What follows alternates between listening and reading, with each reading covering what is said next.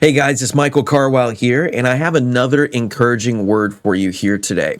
So, I've been reading in the book of Ruth, and if you've not had a chance to read the book of Ruth, I would encourage you to do it. It's a short read, but it's about how Boaz comes in clutch to marry Ruth, who has been left a widow, and she lives with her mother in law named Naomi. And they're both kind of in a vulnerable state because they don't have any men in their life to provide and take care of them. So they're kind of relying on each other at this point, and God sets up a wonderful, opportunity of rescue for Ruth and Naomi, both really, through Boaz. And Boaz is kind of a picture of what Jesus does for us as our Redeemer. And so, if you've not had a chance to read that, I would encourage you to do it. But I want to point out a particular verse in this book, which is Ruth chapter 3, verse 18. And it says this. This is Naomi speaking to Ruth. She said, "Sit still, my daughter, until you know how the matter will turn out. For the man, that is Boaz, will not rest until he has concluded the matter this day." Okay, so what's going on? Well, she found out that there's a possibility of Boaz to be able to pick up the responsibility of being a husband and taking care of the land and providing for her and Naomi.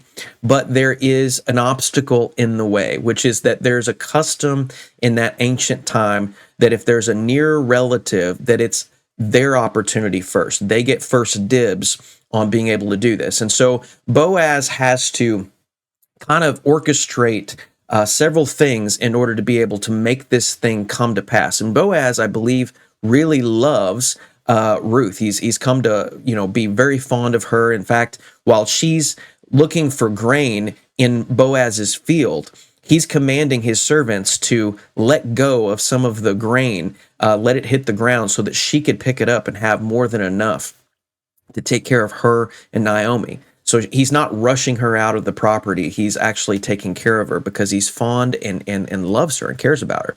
Well, so this thing is crescendoed, and now Boaz needs to get the elders of the city together, and he's got to meet with this other guy, and there's land involved, so he might be incentivized to do this just because of the land, but he wants to make sure that Ruth's best interests are taken into account, that Ruth is not just in some sort of relationship with another guy because this other guy wanted the land that was connected to her and her former husband, all that sort of stuff.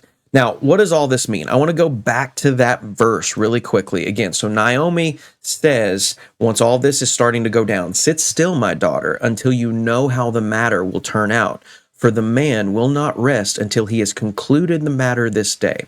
So what does that mean? Naomi really believed that Boaz was incredibly motivated to see this thing through, and that Ruth needed only to sit still and watch it happen.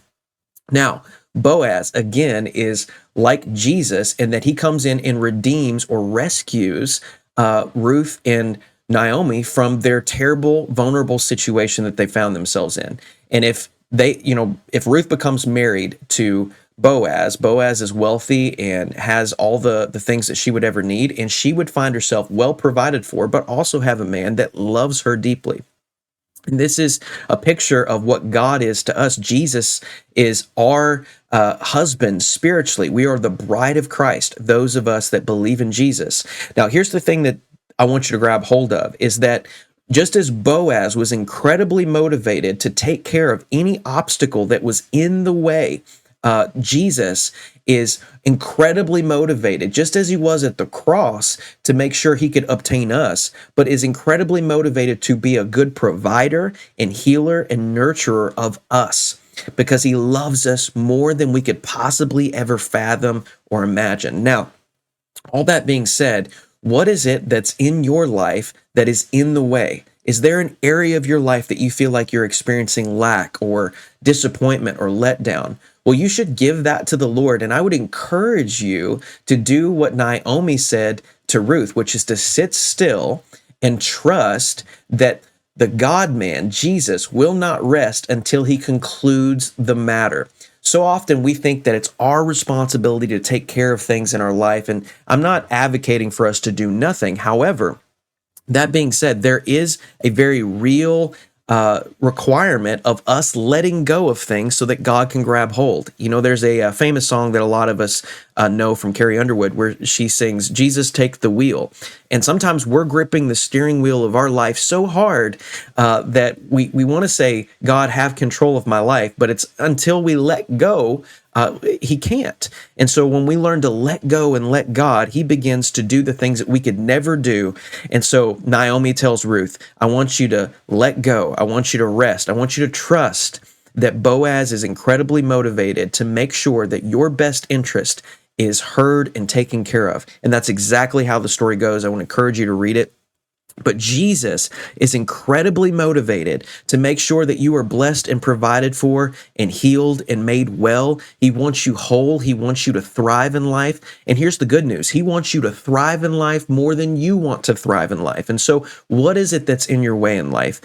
What are the obstacles and challenges that you're facing, whether it be in your career, whether it be in your marriage or your relationship with your kids? God cares about those things and he wants to see you thrive and do well. And I want to encourage you to do this thing of faith and sit still and give it to him and trust that he will not rest until he has concluded the matter. They used to say this, and I believe this is true. It ain't over until it's good, because that's the God we serve. Well, I love you guys, and I hope you have a great day.